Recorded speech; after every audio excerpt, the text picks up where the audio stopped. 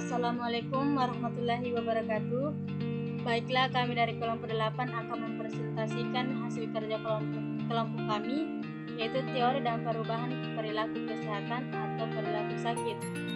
Baiklah, saya akan memperkenalkan nama kelompok saya. Yang pertama, Sidra, yaitu saya sendiri. Yang kedua, Putri Amelie Ahmad Dahlan.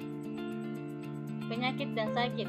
Pengertian penyakit atau disease adalah suatu bentuk biologis, reaksi biologis terhadap suatu organisme, benda asing atau luka injury.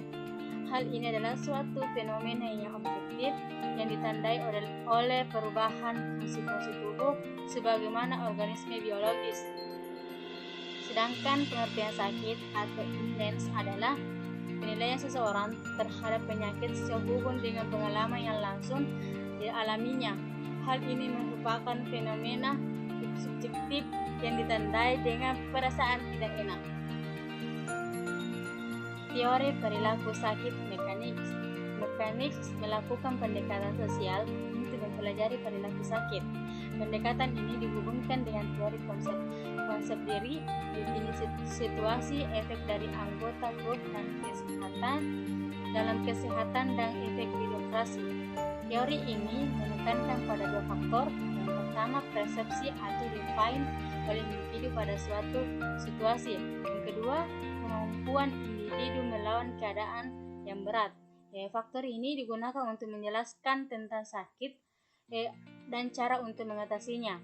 Tetapi orang lain dengan kondisi yang lebih ringan justru mengalami kesulitan sosial dan psikologis. Tujuan mempelajari perilaku sakit. Di dalam mempelajari perilaku sakit, ada dua tujuan yang ingin dicapai, yaitu pertama, agar dapat menjelaskan perilaku sakit seseorang, maka harus mengerti faktor-faktor fisik, sosial, dan mental yang menghasilkan kondisi. Yang kedua, menentukan faktor yang bertanggung jawab terhadap variasi penerimaan gejala penyakit yang mengikuti gejala-gejala ini dengan sakitnya dan reaksi terhadap penyakit. Dua tingkatan analisis teori mechanics.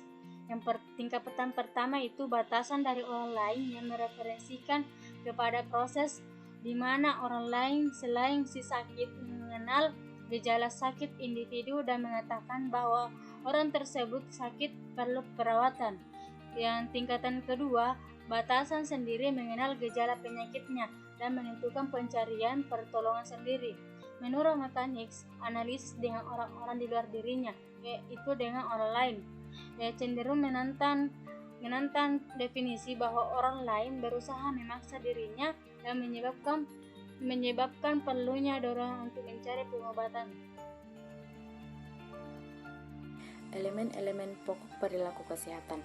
Yang pertama isi, yang kedua jarak, yang ketiga urutan-urutannya, dan keempat variabilitas perilaku kesehatan.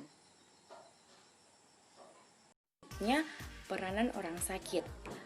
Artinya peranan baru orang sakit harus mendapatkan pengakuan dan dukungan dari anggota masyarakat atau anggota keluarga, karena akan ada lowongan posisi mekanisme sistem di dalam keluarga dan masyarakat yang akan terganggu.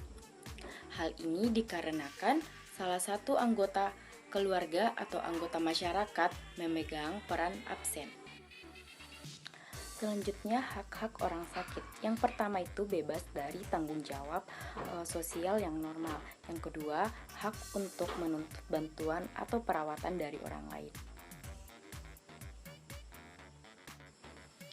Kewajiban-kewajiban orang sakit. Yang pertama, orang yang sakit mempunyai kewajiban untuk sembuh dari penyakitnya. Dan yang kedua, mencari pengakuan dari anggota masyarakat. 5 fase menghadapi sakit. Yang pertama, ketika gejala mulai terasa, si penderita mencoba mengatasinya dengan obat atau dengan cara-cara tertentu. Yang kedua, tahap sistem pelayanan kesehatan atau biasa disebut dengan berobat. Yang ketiga, apabila belum sembuh juga, si penderita memasuki golongan orang yang sakit. Tahap yang ketiga yaitu menerima dan melaksanakan prosedur pengobatan dan kembali ke peran normal apabila ia telah sembuh. Tahap yang kelima, pengembangan assessment hanya mempertimbangkan atau memperhitungkan faktor dari dalam diri si penderita saja.